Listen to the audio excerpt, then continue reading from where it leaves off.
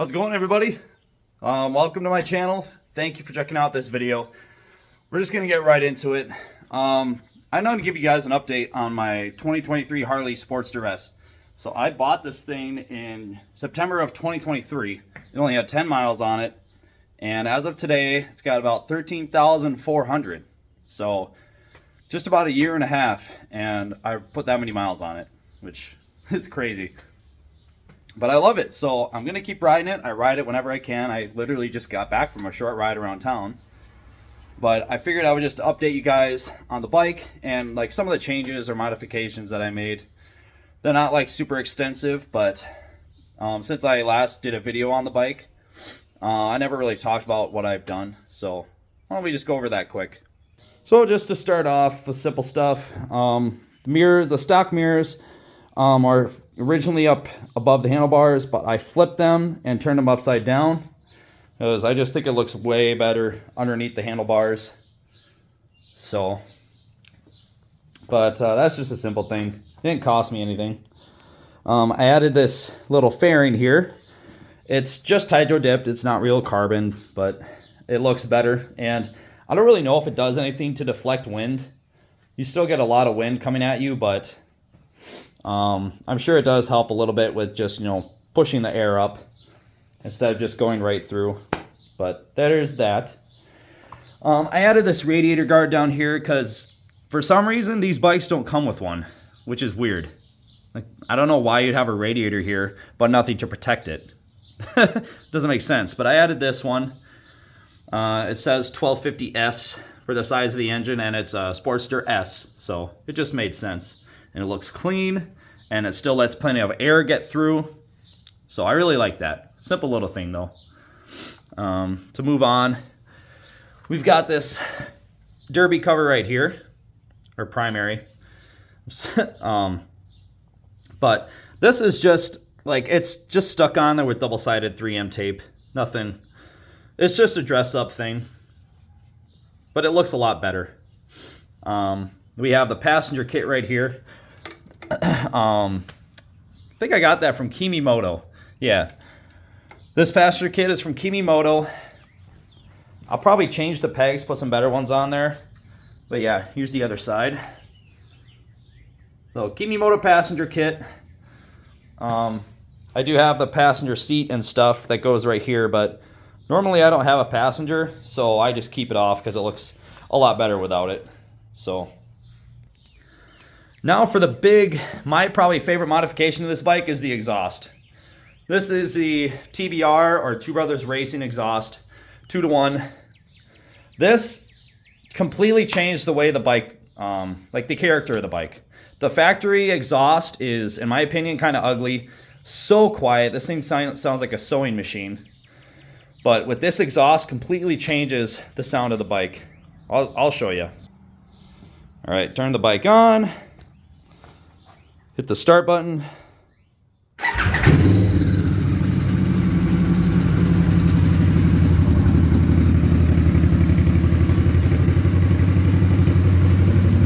That just sounds sick.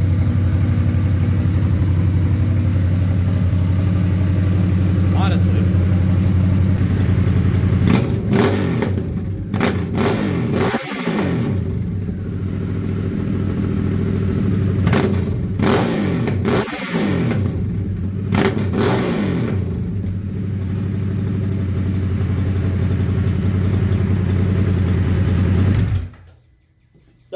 That is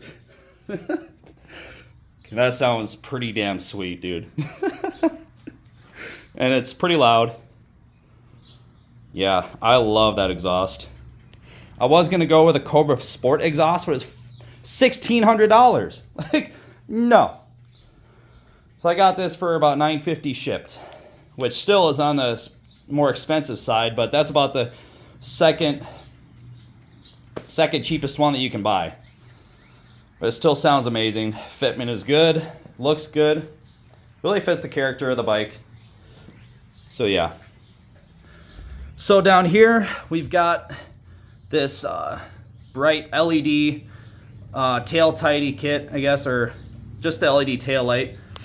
This license plate relocation was from Kimimoto, See right there. That part's from Kimimoto, but this one I got from, honestly, I got it on eBay, but it was like $60, or no, Amazon. It was like $60, but it looks really good. And it's pretty bright, as you guys saw earlier. I wasn't even holding the brake, so. Yeah, and it just really cleans out the back end, because I can't stand that arm that goes behind the tire. Just does not suit the bike. So yeah. I added these nice CNC hand controls. This is for the clutch, the brake lever. I just think they look really good. They're shorter. I think they're easier to use and they look way better. And they're pretty easy to install. Down here, we have a nice CNC shifter peg. And these two pieces are from Nice CNC. This is a oil dipstick, but it has a temp gauge on it, so you can monitor oil temperature. And then you've got this clear primary cover. I have them confused on which side is what. And then the Nice CNC shift linkage. So yeah, I think that I like those bits right there. It really looks nice. Now I need new rider pegs. And yeah, so that all looks pretty good. Back here, I think this is about the last thing, but I just replaced the rear tire, and I went with the Metzler Cruise Tech because Harley wants $500 to replace the tire with the factory one. $500. So I went with the Metzler Cruise Tech, and that was $280. Plus I had a shop mount it, so about $80 there, and still saved $150. So yeah. But I heard that this tire is better than the factory Dunlop. I noticed a little bit more of cushion in my over bumps and stuff, and handling seems to be a little better. So I think it's a win. The only downside is it seems like this tire is a little bit more round on the edges, so it doesn't seem or appear as wide as the Dunlop. So maybe in the future, when I have to replace this, maybe I'll just put a factory Dunlop back on. I really like the wide tire look, but we'll see. That bike just looks so freaking good, dude. How can you not like that? I think that looks sick. Such a good looking bike, dude. I don't know why this bike gets hate. Probably the more classic Harley guys probably don't think it's a real Harley because it's liquid cooled and it's not, doesn't have a fairing or bags or anything. But that's not what this bike's made for. It's a sporty cruiser motorcycle with a lot of power. So there she is. Check that out.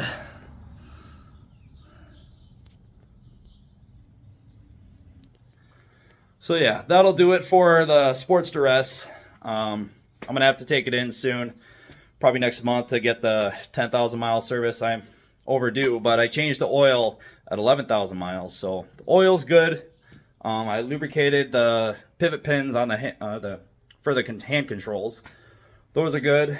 I had the clutch cable and I had that adjusted at Harley, and I had the rear belt or drive belt adjusted. And I am next week bringing it in to have the rear sprocket isolator replaced, since that is going bad and causing too much play in the rear sprocket. So that'll be replaced next week.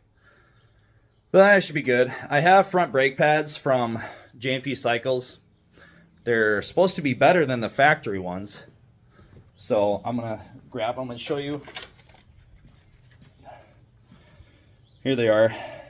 They're centered brake pads, which I'm not really sure what that means, but the reviews on these brake pads are really good.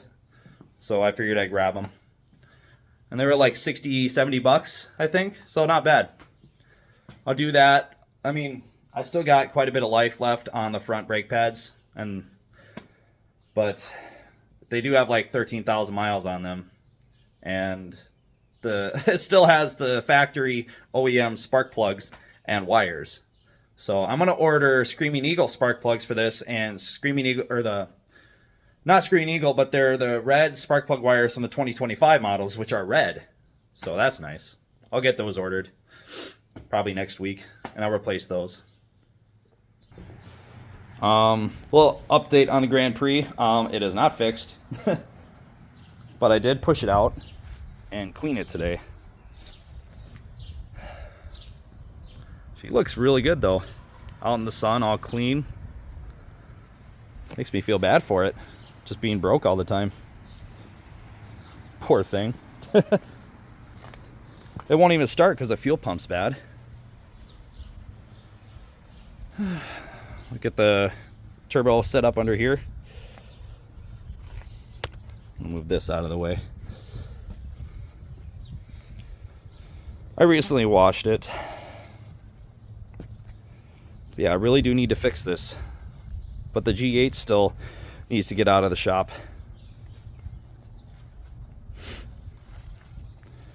And tint. This thing needs to be tinted more.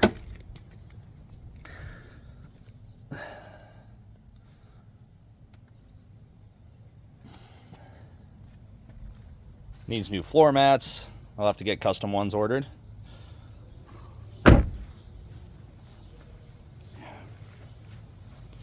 Poor car. But I take care of her. She's in the garage 24/7. I wax her, wash her when it needs it. So yeah. One more thing. The G8 is a lot closer to being done. It got moved out of Nate's showroom at Vanderbilt, and it's on the lift now. Transmission is in with the new torque converter. Drive shaft is in. I got the new BMR motor mounts bolted in. Now he's fabbing up the rest of the exhaust work, and there's a lot of little things that need to be finished up. So it's probably not going to be done until middle of June. I know. It's been in the shop since January, but you know, he's got all these other projects, and I've been paying him over time. So it's not like I gave him the whole, basically $7 grand right away. So, I mean, if I had paid him everything up front, it might have been done. I'm not sure, but not a big deal. He's making sure everything's done right, which I appreciate, and hopefully get it back and the motor holds together, because we're making a lot of power now. It's not going to be the measly 533, which it was at, which is still decent for a street car, but I had to go higher. So that'll be next month. I should have that back, and I'll make sure to get a good video of that to show you guys everything that was done. But I appreciate you guys checking out this video. I hope you like the bike and everything that was done. You know, I don't make money off these videos. You know, my only income is my daily job. So I only put what money I can afford to put into my cars, which is left over after bills, which I have that, I have this, I have my daily, which needs maintenance sometimes, and then my G8, which has been very expensive this time around. So it just takes time. When you guys are wondering why the Grand Prix hasn't been fixed, it's like I have other projects. So in due time, it will be fixed. Just got to be patient. So I appreciate you guys stopping by. Subscribe, hit that like button, and I'll see you in the next one. Peace.